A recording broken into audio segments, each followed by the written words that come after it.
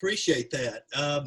Thank you all for having me on today. I was honored when you guys reached out. It's great. I love interacting with our student athletes. UT Martin has an enrollment right now of about 7,300.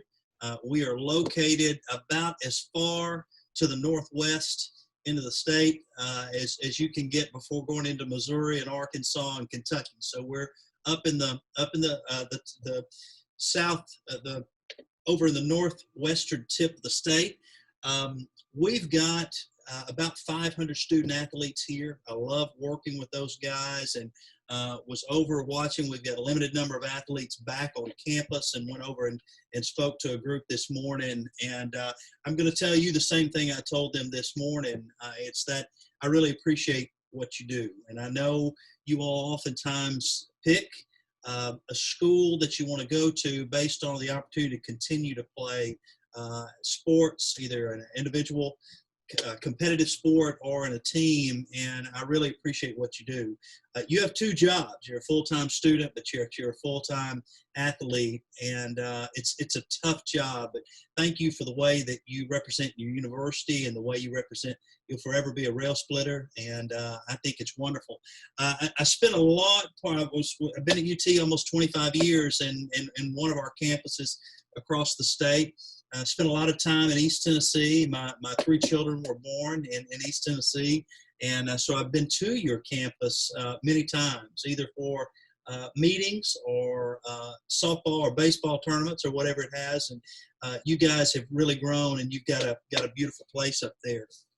I want to just tell you just a quick bit of background about me, and then jump in with some life leadership lessons I've learned from my 25 years in higher education. I never aspired to be a college president, ever. I thought when I first got started in this, I didn't even know if I would go to college. Was raised by my mom. My dad left us when I was 7. My mother didn't go to college. We were a low-income family, single-parent household, first-generation college student. And so I made my college decision based off where I could get the most money. I needed financial aid. I needed to go. And that ended up being a really big state school.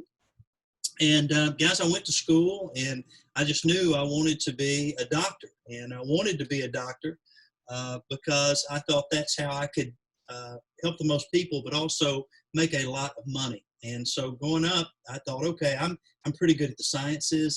This is where I want to go.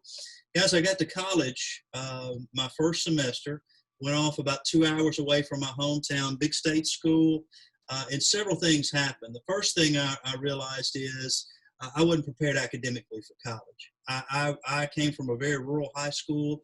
I probably should have gone to a community college, gotten a basis skill set there, and then gone on. But my study habits were poor. I was afraid to go ask for help. And I knew about October of that first semester that I was in big trouble. I was in a lot of trouble.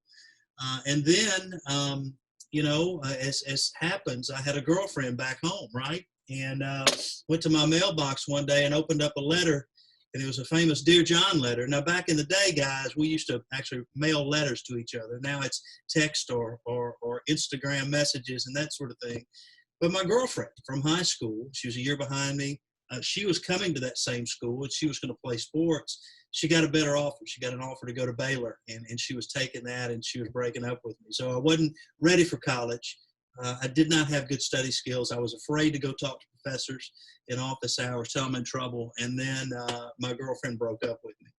Guys, I went home after final exams that December, and my mom and grandma, my grandmother was living with us. She asked me, how are you doing? How do you think I did? And I said, guys, I couldn't tell them the truth. I said, well, I think I did okay. And went to the mailbox every day waiting for my grades to come, because they used to mail them to us.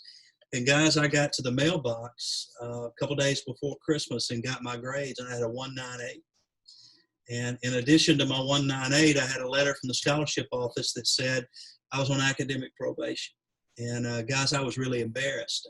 How could I tell my mother and grandmother, who had so much emotionally invested in me going to college, and my mom working 2 jobs to help me to go to college, and now not only am I about to lose my financial aid if I don't improve it, I'm gonna get kicked out of school.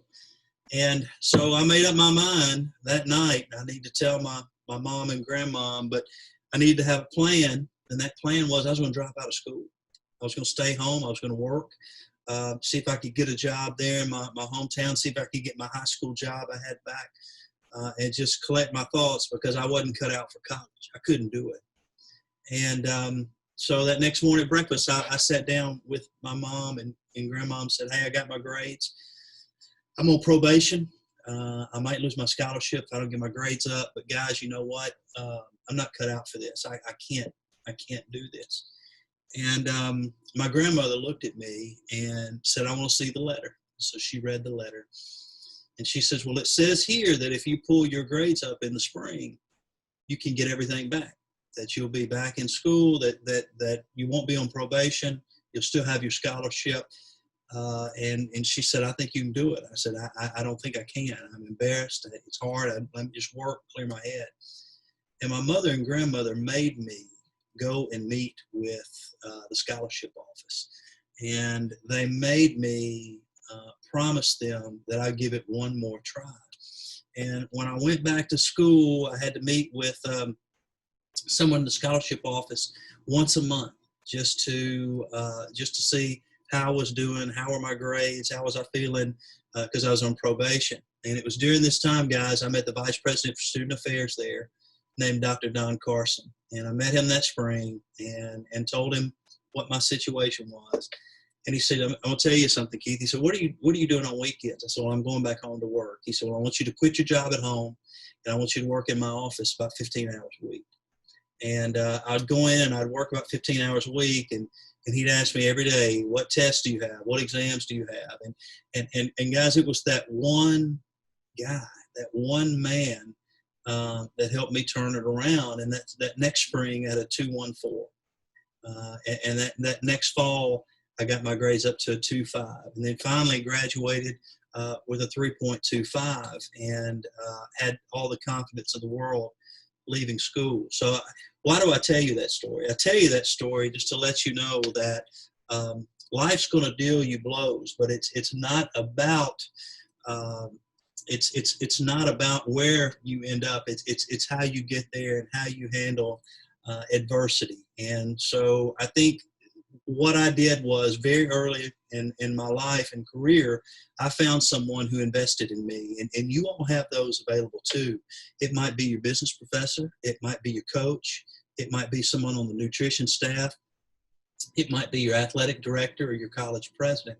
But find somebody that takes an interest in you, respect their time, and check in with them and let them help you develop. Because that's why any of these men and women that are on your athletic staff and on your university administration, they're in these jobs because they want to develop young people, and they want to mold you and help you beyond where you are now and to get you where you need to be. So in the interest of time, guys, I wrote down 10 quick things that I've learned. I keep a journal, and I have since my very first job. And when I learn a lesson, I write it down. And I'd be happy to share my whole journal with you sometime. If you want to email me, I'd send it to you. But I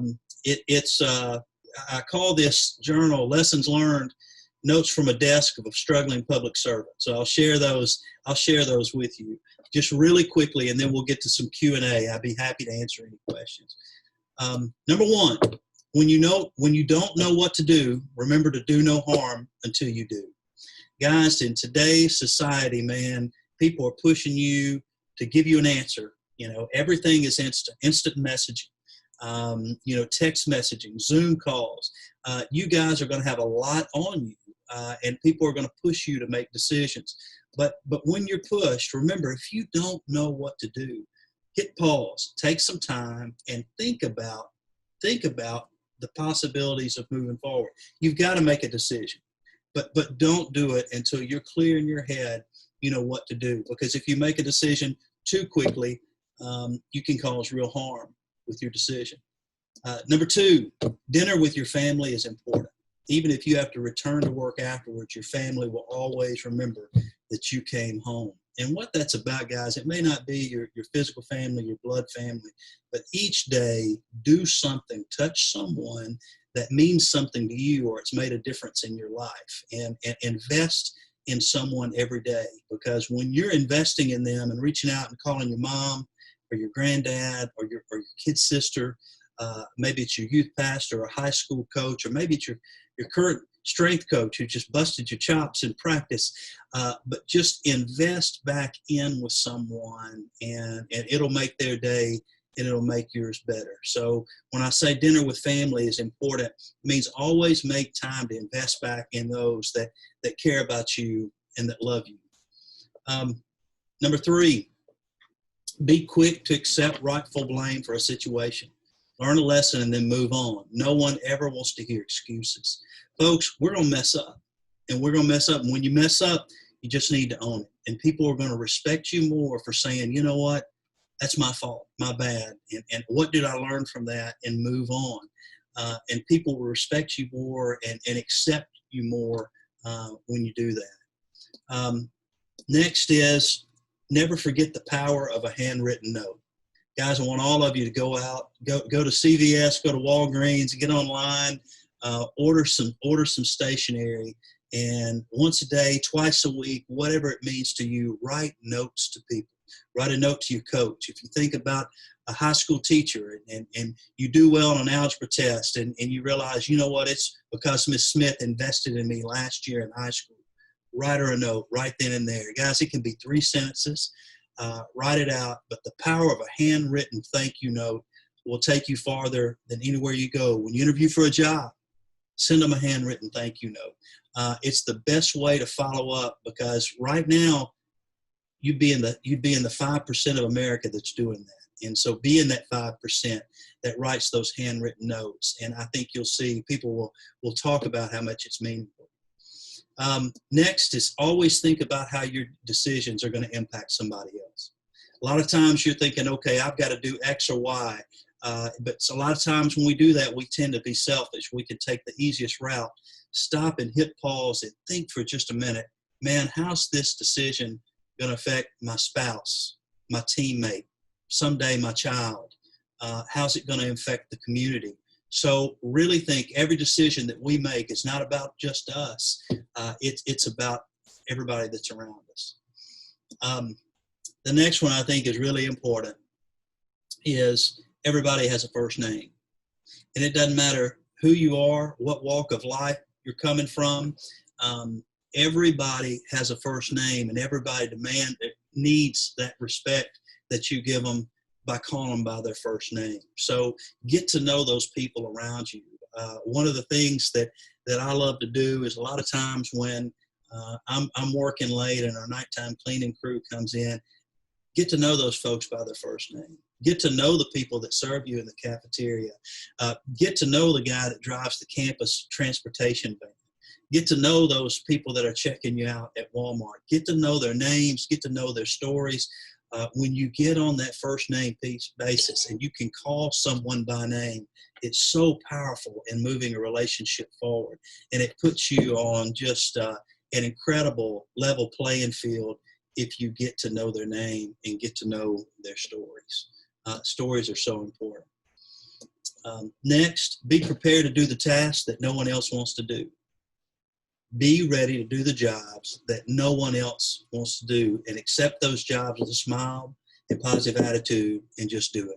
Work ethic is everything. You'll get to where you want to be in life, not because of who you know or what you know. At some point, it's going to be about your work ethic and your hustle, and just be prepared to do those things that no one else wants to do. And when you do those things, you're going to get rewarded with more responsibility. Getting towards the end here, problems don't go away or get better with time. You got to deal with them. So when you're faced with a problem, faced with a situation, don't think about how can I handle that? I'm not going to worry about that. I'm not going to deal with that. As you know, if you don't eventually deal with it, it's just going to fester. So address problems and obstacles and deal with them immediately. Think about it and think about the implications, but don't think they're just going to go away. Final two things I've got, then I'll open up for questions. When life is chaotic and you don't know what to do what's right in front of you. Okay, so right now we're dealing with COVID. We're trying to figure out how to get you guys back on campus, back to safety, but there's a lot of unknowns out there.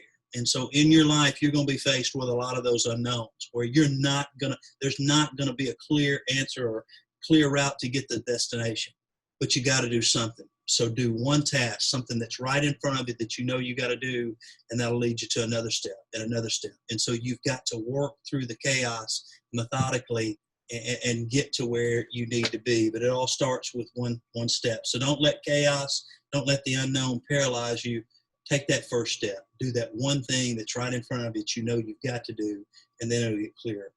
The final thing that I'll leave you with, and this is something my grandmother used to always tell me, if you've got an unpleasant task or meeting or job that you've got to do it first thing in the morning. Go ahead and get it done. Deal with it immediately, because that takes so much stress and worry and anxiety off of you. If you've got to have that tough conversation with a professor, do it at 8 o'clock in the morning. You've got to confront a roommate about a situation, do it first thing in the morning. The last thing you need in your life is that hanging over you all day or a couple days. Go ahead and address it, get it done first thing in the morning, and 9 times out of 10, folks, it's not going to be as bad as you think it is in terms of the end result. So, guys, I have talked a lot. Would be happy to open it up and answer any questions you have about career. I mean, obviously, I chose this career because someone helped me out in college, and I want to be helping out people the rest of my life. But also would be happy to talk with you about athletics or certainly anything leadership oriented. So the floor is yours. Thank you. Thank you very much, Dr. Carver. That was brilliant. I've got some notes for myself. If anybody else didn't get anything out of that, that was awesome and outstanding. So thank you very much for those. Absolutely. Be happy to share those with you. Thank you. I will seek for those. Thank you. And guys, he's right. You know, our jobs right now, we're talking about being in the midst of a global pandemic. We're hopeful that something like this will never, ever, ever happen again in your lifetime. But we've got to be by your side and coach you along the way as if something like this will come again in your lifetime. So that is our job. If you have a question that you'd like to ask, let's see. I think we've got one. There you go. Absolutely. Mark Walters asked, I have a question concerning the power of a doctoral degree in today's market. And I'll tell you, great question, Mark. I think if you're going to go into higher ed, you ought to be thinking, you know what, I'm going to get a PhD. I'm seeing more and more people coming into right out of master's degree programs, going right into PhD programs. Now, if you're wanting to work in higher ed administration, and then obviously there are a lot of different routes to go different ways, but obviously educational leadership's big. You see a lot of people that get a PhD in counseling. And if you're going to be in higher ed, I would encourage you to go ahead and be thinking about the doctorate, because it's just another credential, right? Guys, I'm telling you, when I got my degree, when I PhD from UT Knoxville back in the day, that next day I was not any smarter than I was the day before. But what I'll tell you it did do, it taught me how to research, it taught me how to write, it taught me how to communicate and make an oral argument. So the skills you get from it are great, but you know, in terms of it's a credential, just that so you're never excluded from any opportunity. So great question. Thank you. Thank you very much for that, Mark. Chancellor, you know, we have a fun game here. If we don't get volunteered questions here, we allow the guests to just speak, just pick a name that's on the screen. So I'm loving it. Yeah. I'm loving it. That's exactly right. Chancellor Carver, Mike Smith, Associate Athletic Director. Thank you for your time today. We appreciate you sharing your afternoon with us and your life lessons. Those are great to hear, and look forward to seeing what else you have. Yeah. A question I have that we all run into, especially someone in your position: how do you deal with time management, having a family, having a university that you're overseeing. How does that work in your daily schedule, and how have you found time to get release? Yeah, absolutely. Well, three just quick things. First of all, I always try to say family first, and so I've got two boys playing high school football right now. So my assistant Judy, every Friday, my last appointment ends at 4 because I'm driving to a high school football game or getting ready to go tailgate across the street at the stadium because I want to be all in and be with my boys and watch them out there. Same thing, my daughter's in college now, but same things with her high school basketball and soccer games. I never wanted, so we picked, I made sure as soon as that schedule came out, I got it, and I try to hold that time precious. So I can't always make every scrimmage and practice in this role, but I sure can make their games. And I can be there when the games are over with hot pizza for them at the house so they and their buddies can come over and hang out till midnight there. So I try to plan my schedule according to theirs. The second thing I do is anything I want to do for myself, I do in the morning. So I try to get up about 4:30 every day. And if I've got an article to write, or I just want to read my Bible and do a devotional, I'm teaching a men's class on Fridays, and a lot of times I use that time to prepare. But I try to make between 4:30 and 6:30 my time. So if I'm working out, doing whatever I need to do, I get that done, because after about 6:30, when the boys get up and when I get into the office later in the morning, the day's just kind of nutty, which is really good. And then the final thing I do is I just try to commit to be all in wherever I am. So if I'm with those boys and if I'm with my wife in the stands, I'm trying not to look at that phone. I'm trying my hardest not to check email. I'm trying my hardest not to talk work with other people there. But the same thing here. If I'm here at work, I try to be all in for my staff and make sure they feel like what they're talking to me about is the most important thing we're talking about during the day. So really focusing on the family when I'm there, and then focusing on work. And I think you leave feeling satisfied because you've kind of been all in. And of course, there are exceptions to that. It's really hard, but it's great. And I'll be honest with you, that's what I love about a small school environment. And I'll put UT Martin in a small school environment. You really can get away from campus for a minute and engage with your family. And it's good. It's really good. So great question. Thank you.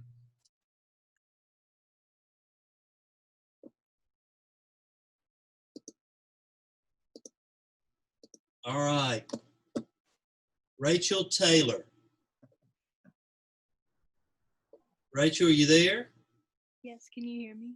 I can hear you great. So Rachel, where are you from? I'm from Clarksville, Tennessee.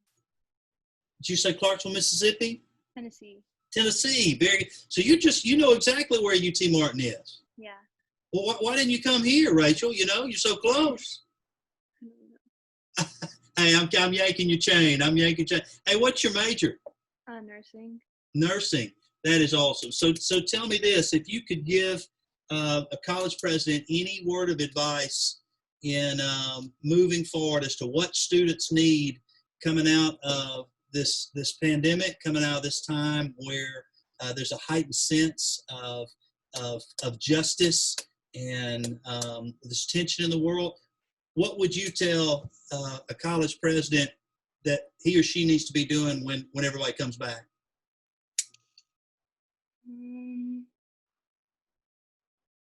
That's unfair, isn't it, Rachel? That was unfair to do that to you. Yeah. I just like your name. Thank you. So what's the one thing I need to be doing to prepare when our students get back? What are they going to need from me? Probably just to make things as normal as they can be compared to before. That's great advice. That's great advice, because things aren't very normal. So whatever we can be doing to make students feel normal again, that's what we need to do. Yeah. That's really good. What do you play, Rachel? Soccer. Oh, fantastic. And what position? I'm an attacking midfielder, Oh, man. So you're pretty tough, that's what I'm hearing. I guess. Well, that is great. That is great. All right, Logan. Logan Curley. Yeah. Hi. How are I'm you? on the men's volleyball team, and earlier. Oh, I'm sorry. What were you saying? No, that's great. I appreciate the introduction. That's awesome. Where are you from? I'm from a little town, Penn Valley, California, up in Northern California. So I was actually going to ask the question. You were talking about doing what you can do that's right in front of you. Mm-hmm. If you have multiple things that you have to get done that are right in front of you, how do you prioritize those in your life? And Absolutely. how would someone like a student prioritize what they need to do every day? You know, I try to look at, Logan, it's a fantastic question. I try to look at it as which one of these is the most urgent and going to impact the most people. And you know, you can do that as well as, whether it might be, you know what, man, I had a rough first semester or first half of the semester. I've got to get things reprioritized, and here's what I need to do. I don't know what I need to do to get a 3.0, but I do know I need to study for this biology test next week right now, and that's got to be. And you start doing those things, meeting with your academic advisor, meeting with your coach, and you can start formulating this plan of, hey, how am I going to get to that 3.0? And I think that's super important. And so sometimes I think, like when the coronavirus hit and we sent students home for 3 weeks, well, we knew within 3 days they weren't going to come back for the rest of the semester. And so the first thing I thought is, things aren't going to get better. Let's tell them right now that we're going to be online for the rest of the semester, and then get that word out, because that impacted the most people. That impacted all of our students, all of our faculty. And if they can go as early as they can, knowing, hey, we're not coming back this semester. This is normal now. And that's what we did. So I think just focusing on what decisions you need to make that impact the most people is a great place to start. Are you back in California now? Yeah, I'm back home working with my dad and just living the life. It's really hot over here right now, so that sort of stinks. But Yeah. get a little bit of a tan while I'm over here, I guess. Well, man, I hope you get back to Tennessee soon, and can you be back to somewhat normal? Yes, sir. Thank you very much. No, thank you. Chancellor, I'll ask a question here, and I'm probably putting the pressure on myself and other administrators that are logged on. If you could give us some advice. I know you posed a question to Rachel Taylor about what she should probably want to see or want to get from a chancellor or president. What is the one thing or the one expectation that you expect from your athletic department, and what can we institute here at LMU? I know the pressure is on now that we're hearing it from a chancellor. If we don't execute it, then we're in trouble. Listen, I'm not going to tell you, boss. I promise. I'm not going to tell you, boss. In all seriousness, I think with what you guys are doing by reaching out and having people come in and speak, I think the biggest thing is no surprises. And if you think something could be bad and there's a 50-50 shot something bad could happen, go ahead and make that call and reach out to the president, chancellor, or the provost, and just because from my standpoint, athletics is probably it is probably the most visible thing we do in our community and region. And if there's something that's going out there that with a sport or with a student, I always love just to know, and I think that's wonderful. And so I meet with our athletic director once a week. We sit down. We met this morning. He's an early riser. I am too. I stopped by the coffee house, get him a large black coffee with a splash of almond milk, and we sit and talk for an hour and a half, and do that every week. And that to me is great, because he's able to communicate, hey, here's some things I'm worried about. I'm worried about APR here. I think we're making a move and we're going to be great here. Hey, one of our assistant coaches is getting interviewed by a conference rival. I just want to give you a heads up. And but I think it's really good to have that relationship of no surprises. And at the same time, what you should expect from your president or provost is they don't need to surprise you either. If we're looking at a big budget cut, and we'll find out, from the state in 30 days. Go ahead and communicate that and say, hey, I hope it doesn't happen. But if it does, it could be between 5 and 10%. So that you guys know what could be coming and you guys aren't surprised. So I think having that relationship of trust with the president where you're talking to him or her and they're talking to you often. And for our coaches and staff, I think a lot of times it's almost like, and our student athletes too, it's like, man, don't, you can't talk to him. You can't talk to the president. You can't talk to the chancellor. And that's not true at all. We want to get to know the coaches and assistant coaches. I'm very active on Twitter. I should not be because I get us in trouble, but we'll play our rivals and I'll tweet at the opposing school's president if we've got a good relationship and, stir up a little trash talk and, back up my guys. And our student athletes appreciate that.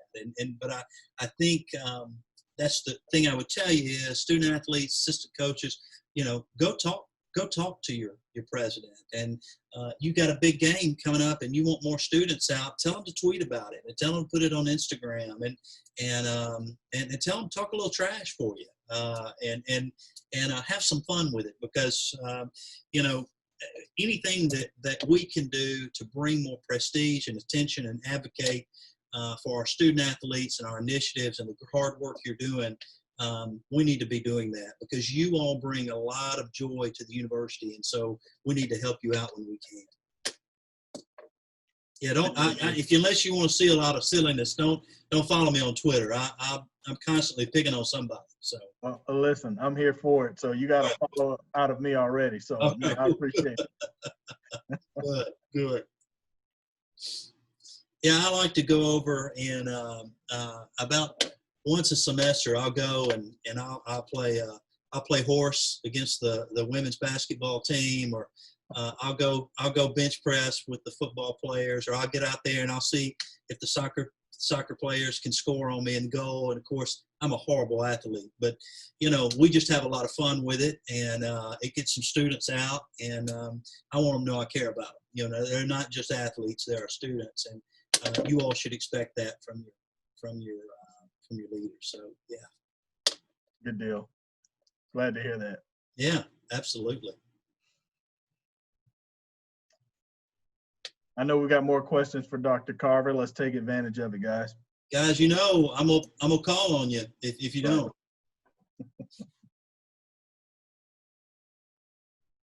All right, I see Luke out there. Luke, can you hear me?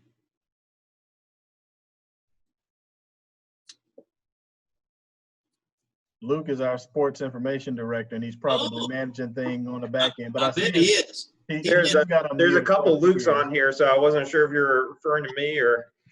So, Luke, that's good. Luke, tell me a little bit about your background. Yeah, definitely. Well, I got here in late July of last year. I came from Stephen F. Austin out in Texas. Yeah. But I've been sitting here, like I said, since the beginning of August, and year one definitely went a little bit different. I think everybody would echo that 2019-20 brought a lot of unique challenges to the athletic landscape, but I'm enjoying it. Prior to that, I was at a school that's actually in our league, University of Virginia's College at Wise, up in Virginia. So been enjoying it so far, and did have one question that I think will prove very helpful to our student athletes that are on the call. I was a student athlete myself at Palm Beach Atlantic, a Division II school in South Florida. As I entered into my senior year, I was a business management major, but wasn't exactly sure what I wanted to go into. I ended up going to graduate school at Belmont. But what's one piece of advice you would give to upperclassmen in college that are looking to break into a career field, but not exactly sure what career path they want to go? And as a student athlete, my head was in sports the whole time. I was a tennis player, so it was all tennis all the time. And then got to my senior year and so, man, what am I going to do when I graduate? Luke, that's a fantastic question. I think how I would answer that is I was asked that actually by a rising junior. One of our tennis players the other day talked to me about the very same question and said, hey, I'm spending so much time in my sport and in my class. I really hadn't thought about a career. And so what I told her to do, and what I would tell the students on our Zoom today to do, is really think about, your schedule is so crazy, but think about a time when maybe it's over the Christmas holiday, Christmas, New Year's, maybe it's time during dead period or during first or second session of summer school, and I would say go intern somewhere and find an area that you're just passionate about. And if it's working with kids, or if it's working with senior adults, if it's the stock market, that sort of thing, and look and push for an internship. And I know that LMU has a robust career services office, and each of the dean's offices can help you with internships. But some of you don't even have time to do that because you're training and practicing year round. And what I would say to do is think about what you'd like to do, what excites you, what makes you want to get out of bed and just get running every morning, and go do some job shadowing, because there's going to be people right there in Harrogate. There are going to be people all over East Tennessee. There's going to be alumni who are professionals, who are lawyers, who are doctors, who are bankers. And if your development and alumni staff and your senior athletic staff called them up and said, hey, we've got a student athlete that would come and love to job shadow you one day, I think that would be the most awesome thing, because what you'll find out, my daughter did it. My daughter did it her freshman year, and she thought she wanted to work in neonatal critical care, and she did a job shadow over Christmas between her first and second semester school. Didn't have time to do an internship, but did a job shadow, and in 2 8-hour shifts, she saw, this is not what I want to do. But it did give her. She's now gone and she wants to work in family counseling, but like through a hospital, through a situation where there's been a sickness or illness in the family. But that shadow told her what she didn't want to do, but it also pointed her to what she really was passionate about and still helping others. And so even if you can't do an internship, talk to your coach, talk to your career service people, talk to your alumni and fundraising staff and say, hey, is there someone in the area that I could go and just talk to, have a cup of coffee about a career, but maybe follow them around and see what they do. And I think that'd be a great opportunity for a really busy student athlete. Thank you, Dr. Carver. You bet. Really, really good insight. You bet. Folks, anyone else? I All do. right. Ashlyn Miller. Ashlyn, are you there? Yes, I'm here. All right. Tell me, what is the greatest lesson you have learned in playing intercollegiate athletics? What have you learned the most about yourself? I think no matter what sport you play at this level, I think the best lesson you normally get from it is that even when things don't go your way, the lesson, persevere and find a way to that outcome that you wanted. So life's not about what happens to you, but what lessons you learn and how to respond. Yes, how you react to every situation. Okay, that's fantastic. You could write a book, Ashlyn. You want to go together and work on a book together? Sure, let's do it. All right, man. That's cool. What sport do you play? Soccer. Oh, fantastic. Okay. Yeah, you'll have to talk to some of the women on our soccer team and ask how bad of a goalie I am. I think even the team manager went 3 for 3 on me. So anyway, it was pretty brutal. But thanks for answering the question. All right, I think we have a question in the chat, or just ask away. Yeah, can you hear me? I can hear you well. Now, how do you pronounce your name? Fabian Leutzer. Wow, that's awesome. Well, it's really just like it's spelled, right? Yeah. All right. Notice you didn't try to repeat it, Dr. Carver. Hey, listen, I know my limitations. I know my limitations. Fabian, where are you from? Switzerland. Oh, fantastic. Well, what's your question? So I have the question: when you experienced a bad situation which put your motivation down, how did you deal with it, or how did you got out of it? Yeah, I think the biggest thing I try to do is just figure out, okay, what's the lesson? What did I learn?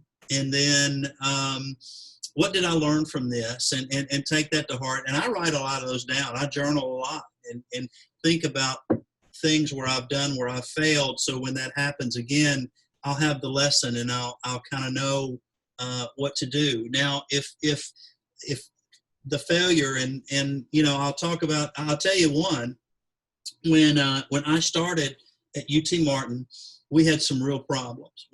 Enrollment was in decline. We were on academic probation from our accrediting agency, and fundraising was low. And so I knew I had to work on those three things. Well, our provost resigned, and our provost for you all, that's your chief academic officer. And so they resigned. And so I said, well, man, in order to get off academic probation, to help with enrollment, help with fundraising, I need to hire the chief academic officer now so we can get to work and get on these things. And so we did a search, and we had horrible candidates. We did not have good candidates for the search. And I was really embarrassed because I had said this is the first thing I wanted to do. We didn't have good candidates. I said, I can't hire any of these people. And looking back, that search was a failure. Looking back, I failed to realize a couple things. First, we were coming off academic probation. So everybody who was any good at that job in academic affairs wanted to see, okay, are they going to get out of this? And are they going to get a clean bill of health academically? And we did, but that took several months. And so people weren't going to jump on a ship that they thought, is it going to sink or not? And even though we knew it was healthy, the outside world didn't. But the second thing I failed to realize was I was a 46-year-old first-time chancellor, and I had no track record for running a $120 million university, managing 900 employees and 7,000 students, and nobody that was really going to be a good provost was they wanted to see, what's this guy going to be like? Is he going to be a good leader? Is he collaborative? Is he a listener? Is he student oriented? And there was no way to judge on that. And so what I decided at that time is, you know what, I need to take a step back and realize I've got to get a track record. The university's got to get off probation. We've got to get a clean bill of health. I've got to prove myself and give some people an opportunity to see how I am and see how I work. And so I took one of our deans. I promoted him, who was really good. I promoted him for a year to be provost, made him interim. We went a year, and then I did the search again, and we had great candidates, and we were able to hire a fantastic provost. And so I made a lot of mistakes early that if I had been hard-headed and hired one of those people that didn't work or unwilling to look and say, I've got to give them something to see to get good candidates. But I learned a lot of lessons, and fortunately, it paid off. But there were some early setbacks. So yeah. Thank you, Mr. Carver. Oh yeah, thank you. Dr. Carver, I have a question for you. I've worked for a variety of leaders, and they all operate in different manners. Some don't want you to come to them with a problem unless you have a solution to go along with it. And some just want to be updated immediately before you even start working through the solution. How do you find a middle ground to that? What I love to do is if someone brings a problem that may or may not happen, what I prefer is for them to have thought it out and said, okay, there are two ways this could go. If this goes this way, here's a plan. If this goes this way, here's a plan. What do you think? But it gives me something to chew on and talk about with them. And Jasher, I'm big. I've got a big white marker board in my office, and so I'll kind of write down Plan A, Plan B, and we'll kind of dissect it. Maybe that's because I've come from a line of coaches in my family, but I love to draw things out and diagram them. But I love having someone that at least on their way over, to talk to me, they've thought through a scenario or two, and I like it. And I also will tell them too that with my team, I really want truth tellers. And if we're going down the wrong way, even though I think I may be right, I want them to have the trust in me and the faith in me to be able to say, Keith, I don't think this is a good idea.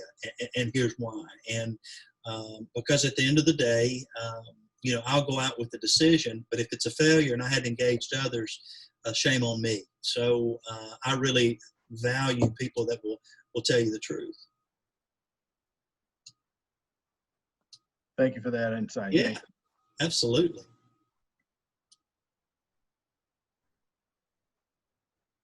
Anybody else? All right. Let me ask this question to students, and just anybody can answer. What is the best thing about going to school at LMU? What do you love the most about it? I would say the professors and also the campus is just really pretty. So it makes just going to class like 30 times better. So the professors get to know you by name, really take an interest in you? Mm-hmm. That's great. That's great. Well, it is a beautiful place. It really is. Thank you for that. Now, what sport do you play? I play women's basketball. Okay. What position? The 3, the wing, I got you. What's your go-to move now? To be honest. I bet you've got a drop back. I bet you've got a step back jumper, don't you? No, I don't do all that. I'm gonna catch it and shoot it. That's the most effective way. That is great. Well, my daughter, who's now a junior in college, she was the greatest 6th grade basketball player I'd ever seen. The greatest 6th grade. And she never grew another inch. So she went from being a post to a forward to a shooting guard to a point guard, and she never got any faster either. So, but she had a ball. She was a smart player. All right, I've got a personal question to ask you athletes. I've got a son who is a rising senior, and he is a kicker. He's a field goal kicker, and getting recruited to go play college football. What questions would you advise my son to ask college coaches when they call him?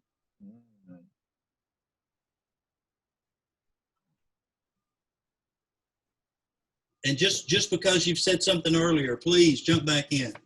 This is self-help time. I'll send me a bill. I'll pay you for it. I just think it's good to know what they expect from him. Okay. Like he needs to know what is expected from him and what his job is. That's all. That's great advice. So really, talking about not just the team, not just the academics, but asking that coach, hey, what are you looking for from me when I come in my freshman year? Yeah. That's good. Okay. I'll throw one in there too, Chancellor. Figure out treat it like a job interview as well. Let's ask about coaching hires and how long have previous coaches been allowed to remain in place? What happened to previous ones? Did they leave on their own? Ask those questions too. That's great. No, that's really good advice. That really is. So kind of look at the continuity and the health of the program. Yeah, I like that. Also, my name's Luke. I'm coming on staff as an assistant coach with the women's soccer team here in the fall.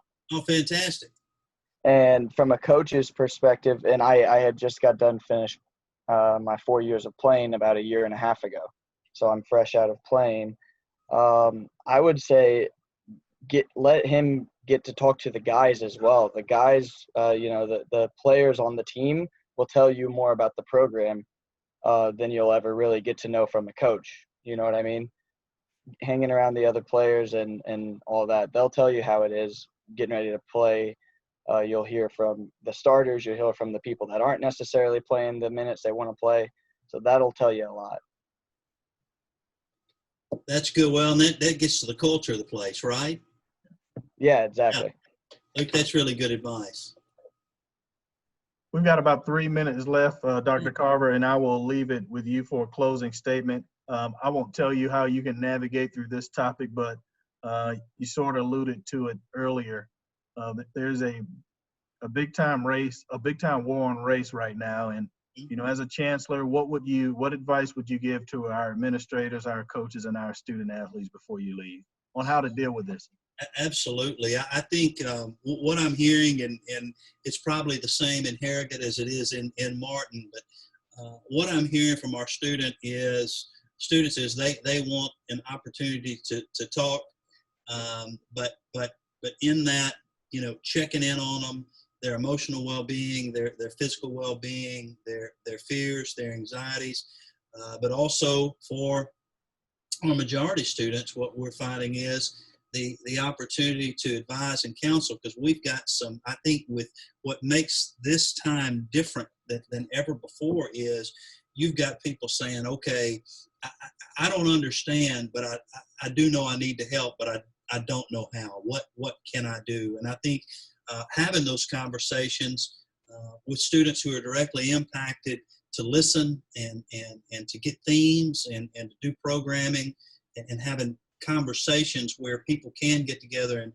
discuss their feelings, but also see, hey, what are some action steps we could do to make things better right here that makes the world better. But I think with all of our students, there's a lot of students who want to be allies, and they don't know how to be allies. And they're afraid in an attempt to be an ally that they're going to make it worse, that it's going to be awkward. And I think, you know, giving opportunities for those students to have good conversations and say, look, if you want to help, here's how you can help. And but I think just having conversations, our athletic department did something very similar to this last week. They had sort of just an unpackaging of race, and they did a Zoom with student athletes. Not as many as we hoped. We had about 70 on there, but it gave everybody an opportunity to say, man, look, I'm in Memphis. I hadn't seen anybody from UT Martin in 3 months. I'm frustrated. I'm working an extra job. My dad lost his job, and I don't have anybody that I can talk to about what happened to George Floyd. And just, you know, just let it out. And I think that's so important to realize that this all is impacting people in different ways. But man, we've got to listen. We've also got to be ready to respond. But the biggest advice in closing is just because you think somebody may be okay, check on them anyway. Check on them anyway. So. Well done and well said. Thank you very much for that. Absolutely. Listen, enjoyed my time with you guys. It has been fun for sure, and you brought everything that we thought you would possibly bring for us today. So I'm glad we brought our hard hats and we're prepared for you today. Well, I probably talked a little too much, but yeah, guys, look me up, students. I'm easy to find on Instagram and Twitter, Snapchat. I respond. If you have another follow-up question, send me a DM on Twitter or Instagram, and I'll answer it. My handle is KC, my first initial, last initial, KC, the number 4, UTM. KC 4 UTM. And if you have a question on leadership or career, I'll treat you like one of my own. Just send me the question, and I'll give you some guidance. So remember, it's worth what you pay for. All right, guys? Well, just so you know, we're all UT Martin fans now, and we'll be rooting for you in the OVC. Hey, man, listen, you send me some pub when you guys beat. Who is your arch rival? Who's your arch rival? Mike Smith right there is our expert. He is an alum here and a longtime coach now in compliance. I'll let him answer all of our rival questions. So Mark, when I hear the words, Mike, when I hear the words Murray State University, I mean I kind of bow up a little bit. So what gets you all bowed up as a rail splitter? Well, having been here almost 30 years, Carson Newman University would be the name that comes to the tip of the tongue. Down with the Eagles. Down with them. Get them. That's awesome, guys. Hey, I appreciate you all. If I can ever help you, please let me know. Thank you, Dr. Carver.